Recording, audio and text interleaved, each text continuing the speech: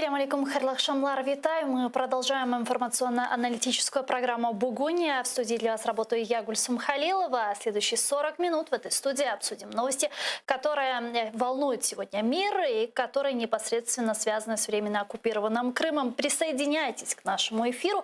На экраны ваших телевизоров режиссера периодически выводит номер телефона +380 73 419 41 58. Звоните нам абсолютно бесплатно по Вайберу или звоните через программу Skype atr.tv. Это наш адрес. Звоните, задавайте ваши вопросы. Нам важен ваш голос. Ну а мы начинаем. Поехали. Как известно, недавно президент Украины Владимир Зеленский побывал с рабочим визитом в Турции. Там он поговорил с президентом Турецкой Республики Реджепом Тайипом Эрдоганом. И по завершению переговоров президенты подписали совместное обращение.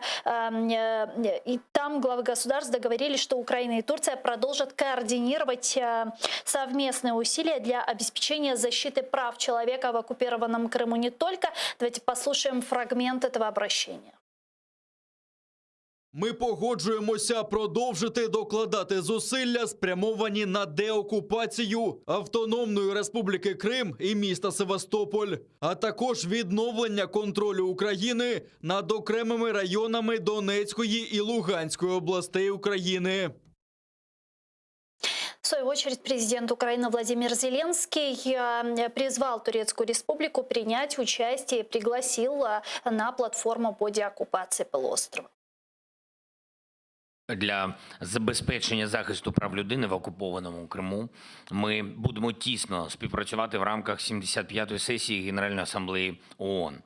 Я також запросив Туреччину долучитися до нашого проєкту Кримської платформи. Це інструмент консолідації міжнародних партнерів для захисту прав кримчан та деокупації українського півострову. Реджеп Тайип Эрдоган, в свою очередь, выразил в очередной раз поддержку территориальной целостности Украины коренному народу Крыма, крымским татарам. Bu çerçevede Ukrayna'nın egemenliğini, Kırım dahil toprak bütünlüğünü ve siyasi birliğini hep destekledik, destekleyeceğiz. І в рамках цього ми завжди підтримували і будемо підтримувати суверенітет і територіальну цілісність, включно з Кримом України. Türkiye, Kırım'ın yasa dışı ilhakını tanımamıştır ve tanımayacaktır. Туреччина не визнавала і не визнає анексії Криму. Türkiye ile Ukrayna arasındaki tarihi ve insani bağların önemli bir unsuru olan Kırım Tatarı kardeşlerimize Ukrayna makamları ile birlikte desteğimiz devam edecektir. І ми будемо продовжувати разом з українським народом і з українськими державними органами підтримувати кримських татар. С нами сейчас на прямой связи Григорий Перепелица, политолог, директор Института внешнеполитических исследований. Пане Григорию, витаю вас. Добрый вечер. Добрый вечер. Насколько серьезной может быть роль Турецкой Республики в платформе по деоккупации полуострова? Я думаю, ця серйозність вже підтверджена, коли за допомогою Ердогана, який домовився з Путіним про звільнення кримсько-татарських бранців із в'язниці, і це нам було дуже добре відомо. Тобто Туреччина виступає дуже впливовим чинником в допомозі як захисту прав кримсько-татарського народу в Криму, так і підтримки незалежності і територіальної цілісності України. Так що в його намірах сумніву немає, тому що він вже доказав своими діями реалізації цих намірів. Ну вот если говорить о платформе по деоккупации Крыма, которую инициировал президент Владимир Зеленский, как вы считаете, в каком формате она будет эффективной, учитывая, что, мы же понимаем, Российская Федерация в ней участвовать не будет? Ну, безумовно, що Російська Федерація не буде приймати участь, тим більше вона буде намагатися зробити все, щоб така платформа не виникла.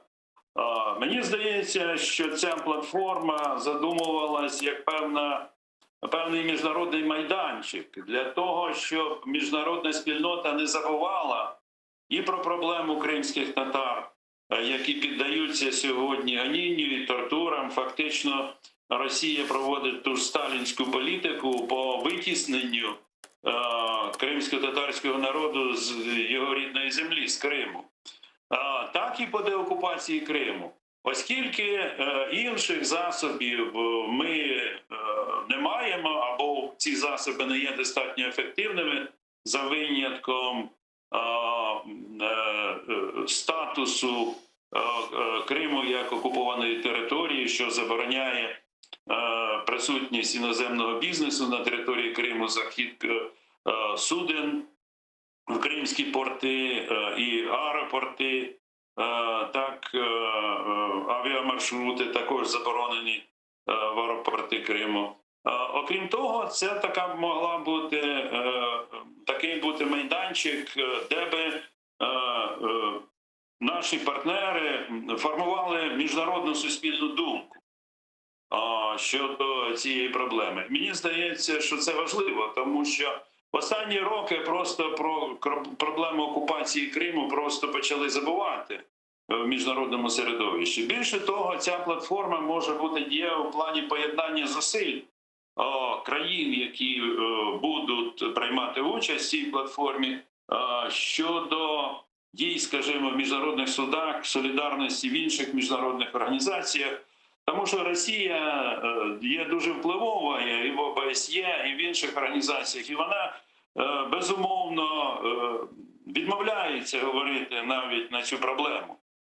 Коли ми будемо солідарні з іншими країнами, то цей голос буде набагато більш потужнішим, ніж поодинокий голос Украины. Ну, западные партнеры, как мы видим, они и так нас поддерживают, они постоянно выражают свою поддержку территориальной целостности Украины и заявляют о непризнании оккупации полуострова. Вот как вы считаете, учитывая нынешнюю ситуацию, нынешние позиции наших европейских партнеров, которые разделяют темы гуманитарных ценностей и экономических выгод, стоит ли рассчитывать на то, что европейские страны в рамках этой платформы решатся на ужесточение санкций? Це досить складне питання. Я не думаю, що Європейський Союз піде на ужесточення санкцій. Питання, наскільки вони будуть ефективними, ці санкції. Тому що ми бачимо, що деякі санкції, які були запроваджені по Криму, вони не стали дієвими в тому плані, що Росія ніяким чином на позицію Росії це ніяким чином не вплинуло. Але я тому і наголошую, що треба формувати міжнародну суспільну думку для того, щоб вона змінювалася, і відтак це буде впливати на прийняття рішень міжнародних організацій. Тим більше, якщо до цієї платформи долучаться такі потужні регіональні гравці, як Польща, Туреччина, то до їх голосу, звісно, будуть прислухатися. Сегодня глава Министерства иностранных дел РФ Сергей Лавров заявил, что на переговорах с генеральным секретарем Совета Безопасности Марией Пейчинович-Бурич обсудил ситуацию с водоснабжением оккупированного Крыма. Об этом информирует российское информагентство ТАСС. Вот что сказал Лавров. Ми підкреслили неприйнятність ситуації, яка складається навколо водної блокади Криму в порушення всіх мислимих конвенцій, і європейських, і універсальних, і в порушення тієї рекомендації, яка була зроблена ще в 2016 році спеціальним представником Генерального секретаря Ради Європи паном Жераром Штудманом, який відвідав Крим та підготував доповідь. Это уже не первый раз, когда оккупанты за последнее время пытаются дискредитировать Украину в глазах наших западных партнеров. Это пыталась сделать экс-псевдопрокурор Наталья Поклонская, а потом при Совете по правам человека ООН представительство Российской Федерации также писало какое-то обращение к структурам ООН. И сейчас мы видим такое заявление Лаврова. Вот эти попытки их не дискредитировать Украину, они тщетны, как вы думаете? Я думаю, так. Якщо тільки сама Україна не піде на поступки і не відновить постачання Криму по Північно-Кримському каналу, тоді в цілому про повернення Криму взагалі прийдеться забути. Тому Росія хоче вирішити свої проблеми за український рахунок, відібравши і окупавши частину її території. Я хочу нагадати, що Крим має статус окупованих територій.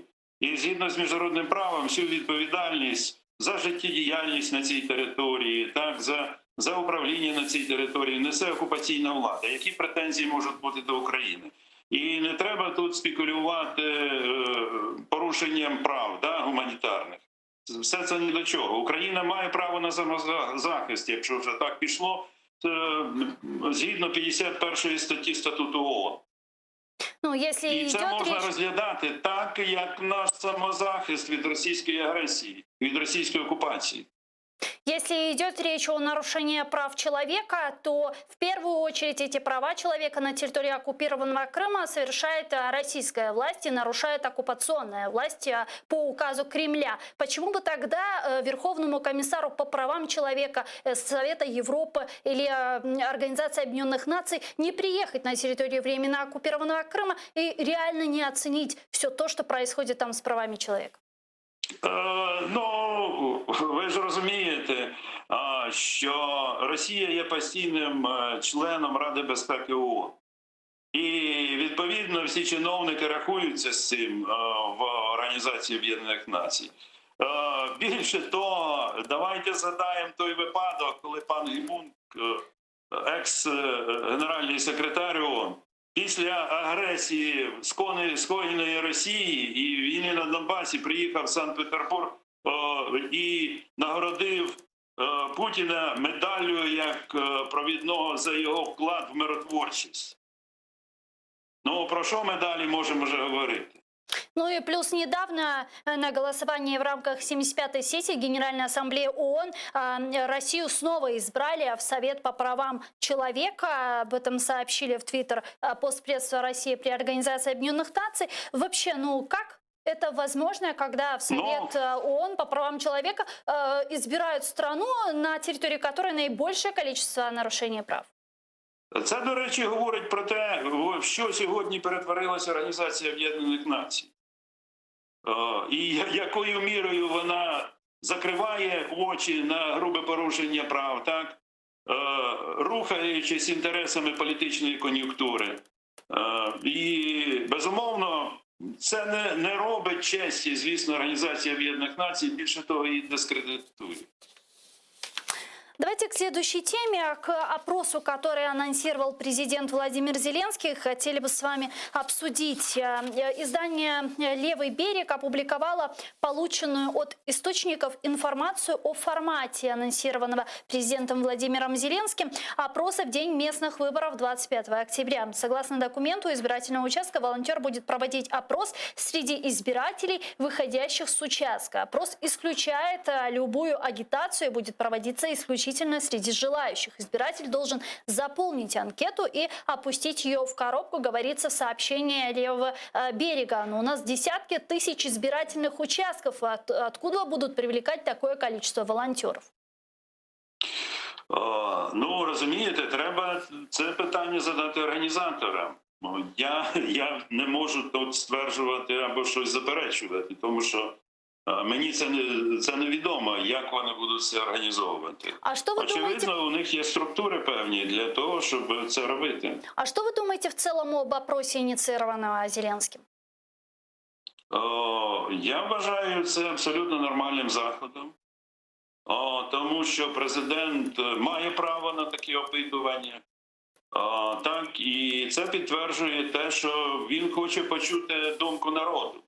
Оскільки ми бачимо, які інформаційні атаки йдуть на президента Зеленського, з одного боку кремлівська пропаганда хоче його всіляко дискредитувати і в його особі дискредитувати всю українську владу, а з іншого боку реваншистські сили, які окупували більшість телеканалів України, які також копіюють цю російську пропаганду, намагаючись дискредитувати Україну, щоб самим знову посісти у владі. І ці інтереси Кремля і цих реваншистських сил всім нам відомі, старих сил, які втратили владу, вони сьогодні хочуть повернутися. Тому вони і намагаються всіляко блокувати будь-який крок президента з метою його дискредитації.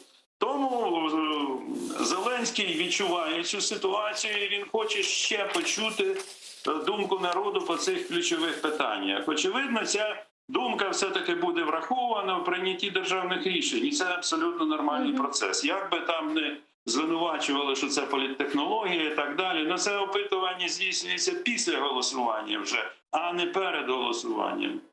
Дуже дякую вам, пане Григорію. Григорій Перепелиця, політолог, директор Інституту зовнішньополітичних досліджень, був з нами на прямому зв'язку. Чохсаголмас. С нами сейчас на прямой связи Ольга Айвазовская, голова правління громадської мережі «Опора». Давайте ее поприветствуем. Пані Ольга, вітаю вас. Ага, сорвался, к сожалению, у нас телефонный звонок с Ольгой Айвазовской. Попробуйте, пожалуйста, еще раз ее набрать. А тем временем 42% украинцев положительно относятся к идее президента Владимира Зеленского провести всенародный опрос, который он запланировал на 25 октября, в день проведения местных выборов в Украине. Об этом свидетельствуют данные опроса социологической группы «Рейтинг». 60% украинцев знают, что президент Владимир Зеленский объявил проведение всенародного опроса в день выборов 25 октября. 40% ничего об этом не знают, 25% заявили, что хорошо знают об этом, и 35% заявили, что ничего об этом не слышали. Относительно высокий уровень осведомленности инициативы среди жителей городов и старшего населения говорится в социологической группе «Рейтинг». С нами сейчас на прямой связи Ольга Айвазовская, голова правління громадської мережі «Опора». Пані Ольга, вітаю вас.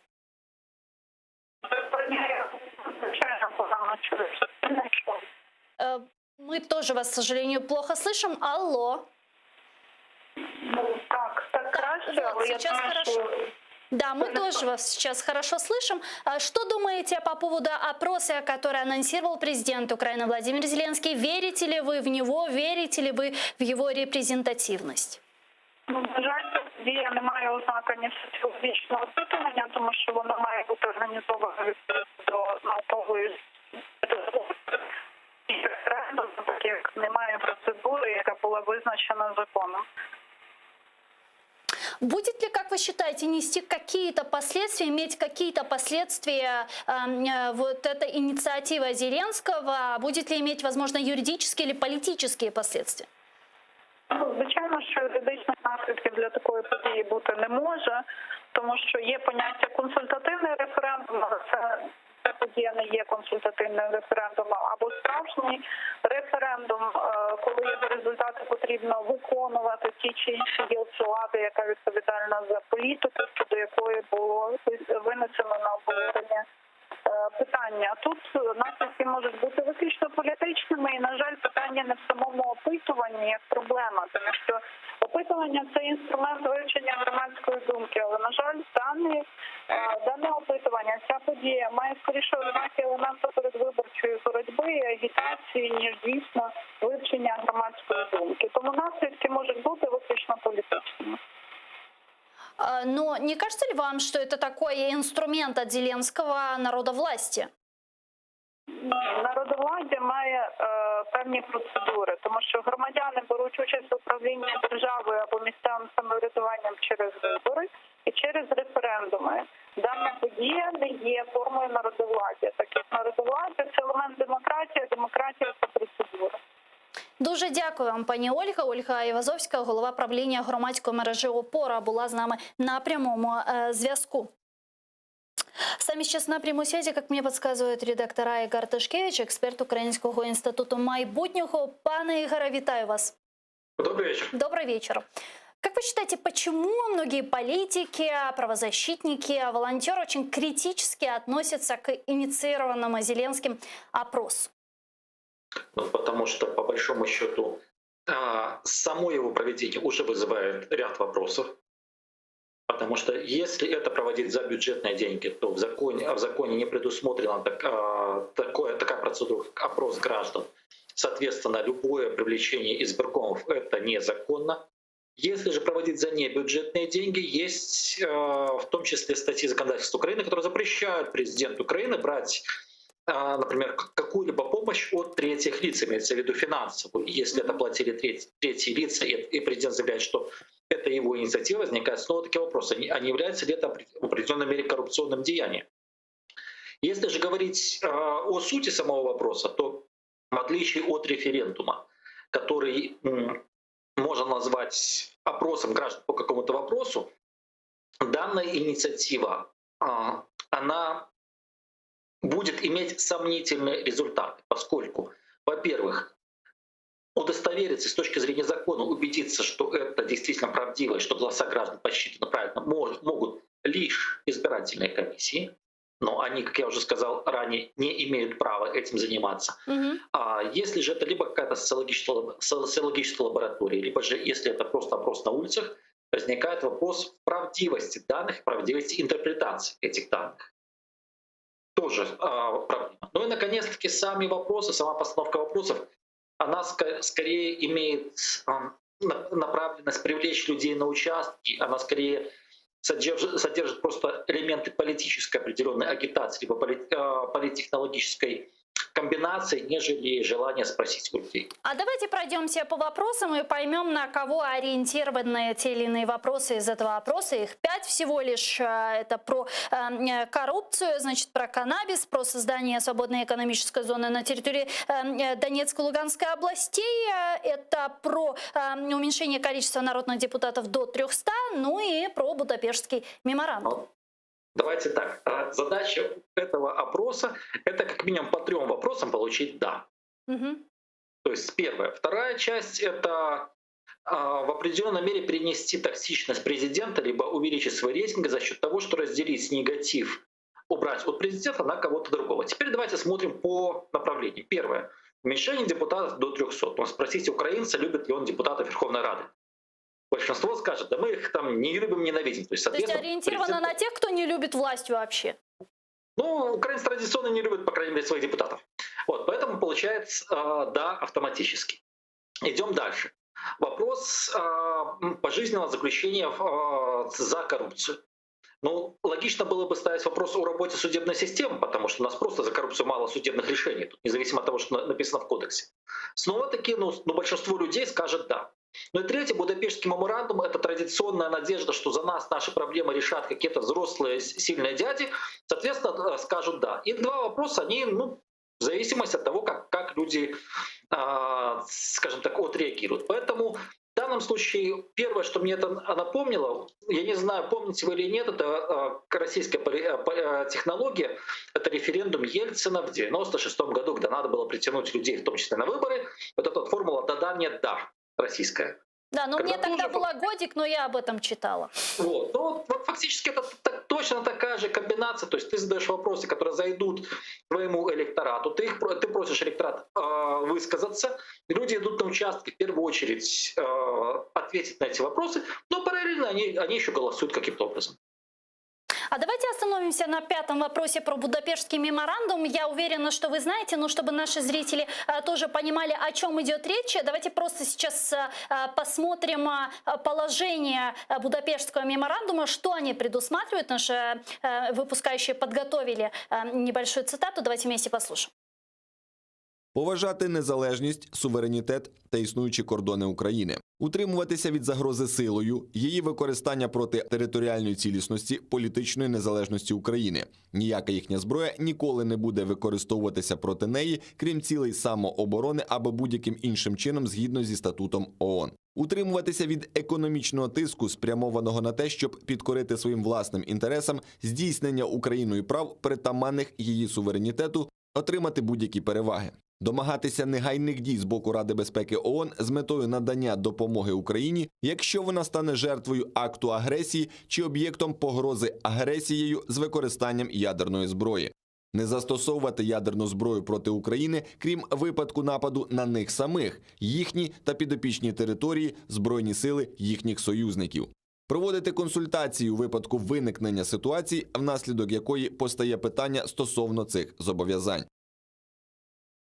В офисе президента Украины сказали, почему они сформулировали такой вопрос, и вот как они это аргументируют. Нашій державі потрібен мандат від народу для того, щоб звертатися до держав-підписантів меморандуму з приводу виконання їх зобов'язань. И тут у меня возникает вопрос, учитывая вышеупомянутые положения Будапештского меморандума, разве прописанных механизмов и положений недостаточно, чтобы запустить реализацию этих гарантий, или все-таки реально нужен мандат от народа? Но давайте, во-первых, начнем с того, что такое меморандум. Меморандум, вот если мы берем международное право, это как раз-таки фиксирование точки зрения, фиксирование позиции. Меморандум как документ, он не несет прямых последствий в виде деятельности, в виде действий государства. Вот. Второе, это, скажем так, сами формулировки, потому что формулировки во многом достаточно мягкие, потому что вместо, например, активно используется английское слово commitment вместо, скажем так, других аналогов, которые бы говорили именно об обязательстве. Соответственно, да, с точки зрения Будапештского меморандума, что обязано делать государство, это последний пункт, в случае каких-то проблем? Немедленно начинать консультации. Что мы имеем? Консультации начались, но в Будапештском меморандуме не говорится ничего по-другому. То есть какие действия можно принимать по отношению к тем, кто нарушил Будапештский меморандум, по отношению к третьим государствам. То есть меморандум — это хорошо, но моя личная позиция, что Будапештский меморандум — это одно из наибольших поражений молодой украинской дипломатии, ну как, в принципе, белорусской, казахской, после развала Советского Союза. Но по факту мы бумажку поменяли на ядерное оружие. Но по факту мы от ядерного оружия все равно надо было отказываться, потому что вы содержаетесь дорого. Но если ты отказываешься, ты можешь просто как минимум поменять это на документами на прямого действия, где меморандум мог бы стать просто основой, фундаментом, на основе которого выстраивается дальнейшая договорная база. То есть сказать и забыть, и после этого говорить, какие мы молодцы, что мы добились какого-то успеха, но, прошу прощения, как такового нету. Поэтому Будапештский меморандум — это, естественно, хорошая идея. Ее необходимо поднимать с точки зрения внешнеполитического просто позиционирования Украины. Необходимо нашим партнерам указывать на проблему Будапештского меморандума, но надеяться, что сам текст и сам этот документ, что мы его сможем в полной мере использовать, и он решит все наши проблемы, но, увы, не приходится. Ну вот относительно этого вопроса, вот пусть будет даже этот вопрос, другие люди ответят, выразят свою точку зрения, кто-то там что-то посчитает, будут результаты, и что дальше? А дальше вот самое интересное, потому что, смотрите, с точки зрения президент Зеленский заявляет, что будет так, как решишь ты, да? Его офис заявляет, что прямых юридических последствий данный опрос не повлечет. Но вопрос не в президенте Зеленском как человеке, потому что если президент Зеленский спрашивал, что мне покушать сегодня на ужин, это одно. Но президент — это институция. То есть государственная институция, она реализует государственную политику. Государственная политика — это юридические, это правовые последствия. То есть, соответственно, либо президент Зеленский прямо заявляет, что, скажем так, что он будет принимать политические решения на основе простого опроса граждан, который верифицировать невозможно, либо офис президента сознательно говорит, что, ну, скажем так, сознательно искажает истинные юридические последствия.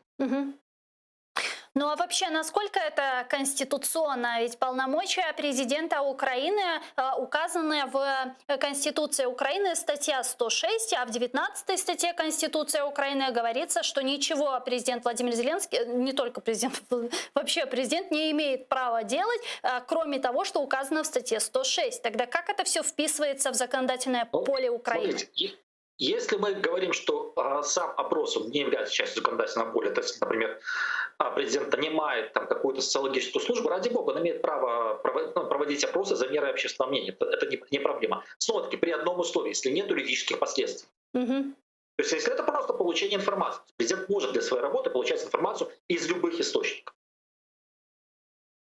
Окей, но если это является руководством к действию, возникает снова-таки вопрос, а насколько данный опрос является законным, насколько его результаты можно проверить, можно верифицировать. Тут уже действительно появляются проблемы.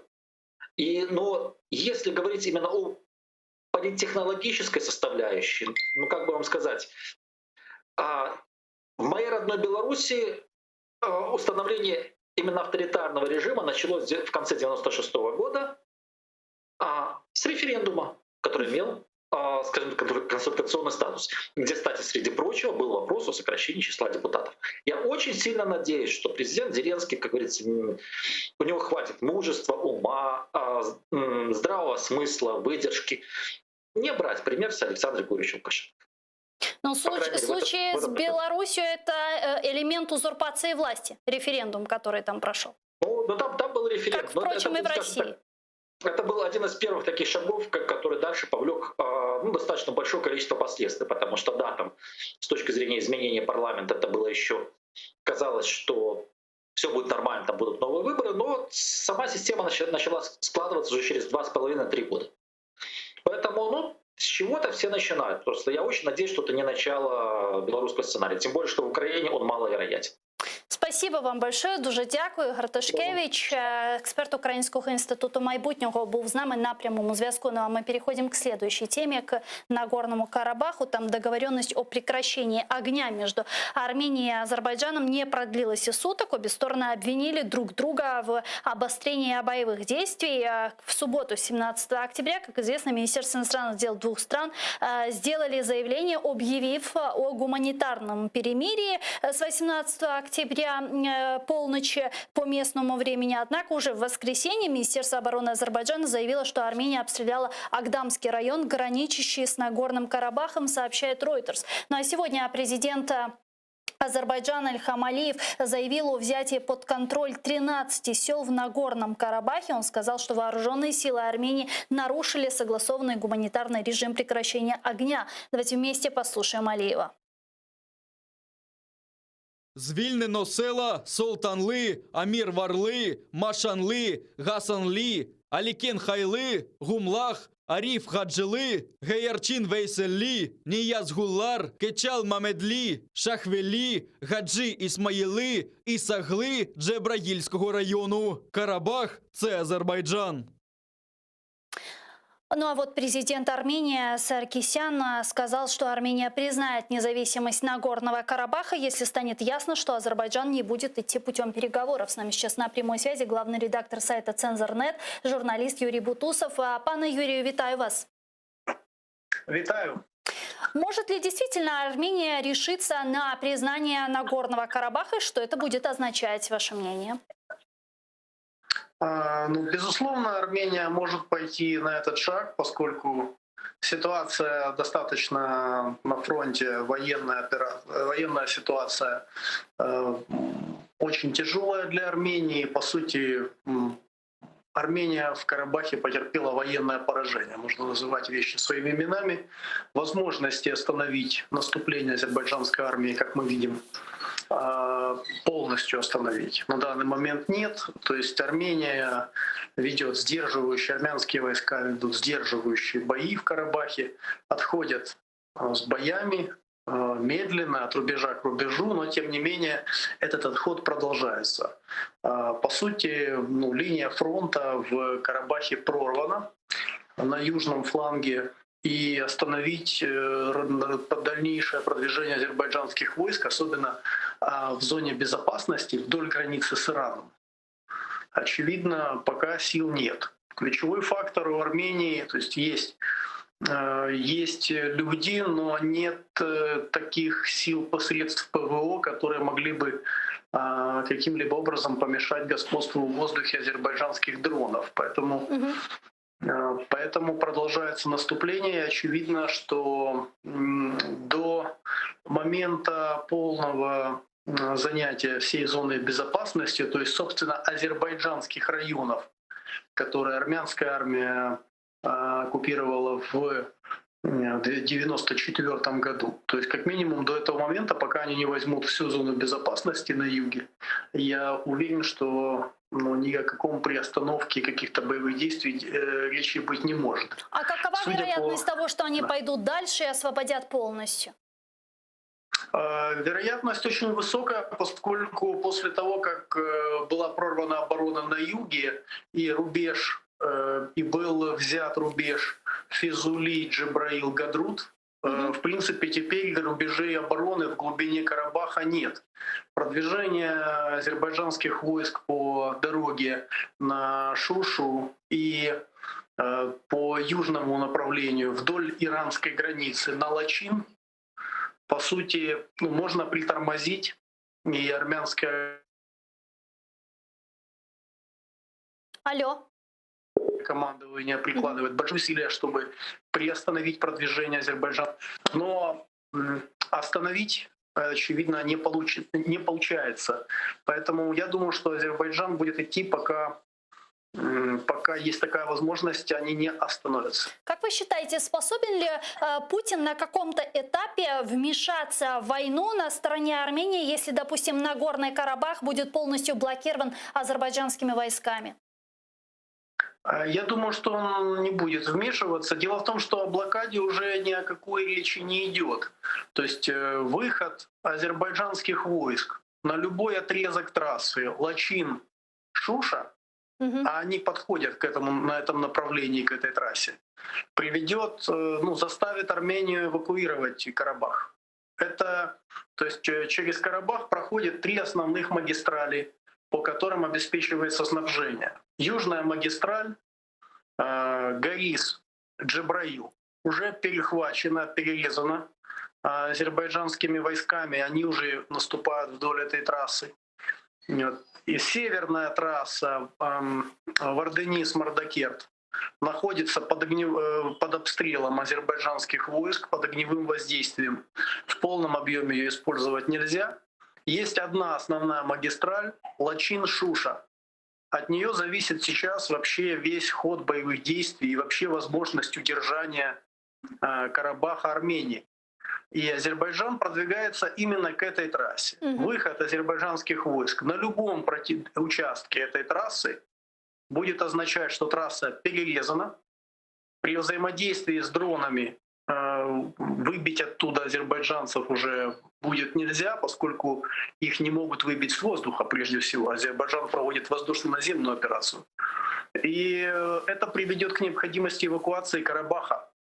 По сути, ни одного крупного населенного пункта, ни одного подготовленного заранее рубежа обороны, а главное, системы ПВО, которая могла бы остановить азербайджанцев, на этом пути на данный момент мы не видим. И вот буквально 30 секунд до завершения нашего эфира. Насколько далеко, по-вашему, может пойти Реджеп Тайип Эрдоган в своей поддержке Ильхаму Алиеву? Еще раз, пожалуйста. Насколько далеко Реджеп Тайип Эрдоган может пойти в своей поддержке Ильхаму Алиеву? Турция заявила о полной поддержке и перебросила, в принципе, показала максимальный уровень поддержки. То есть переброшены, вплоть до того, что переброшены истребители F-16 ВВС Турции на аэродромы Азербайджана для того, чтобы либо прикрыть с воздуха, либо наносить воздушные удары по наземным целям. То есть это максимальный уровень поддержки, и Турция показывает, что любые действия против Азербайджана со стороны России встретят ответную реакцию со стороны Турции. И Турция будет прикрывать Азербайджан как минимум с воздуха. Поэтому, безусловно, это максимальный уровень поддержки. Я думаю, что Путин, конечно, ведет многоуровневую игру там, но, безусловно, ему приходится считаться с возрастающей на Кавказе ролью Эрдогана. Спасибо вам большое. Чох Сағылныз, Юрий Бутусов, журналист, а главный редактор интернет-издания «Цензорнет» был с нами на прямой связи. Дуже дякую вам. Ну а я вынуждена с вами попрощаться, но вы оставайтесь первым крымско-татарским телеканалом. В эфире нашего канала продолжает программа «Прайм Муждабаев». Коршкенч.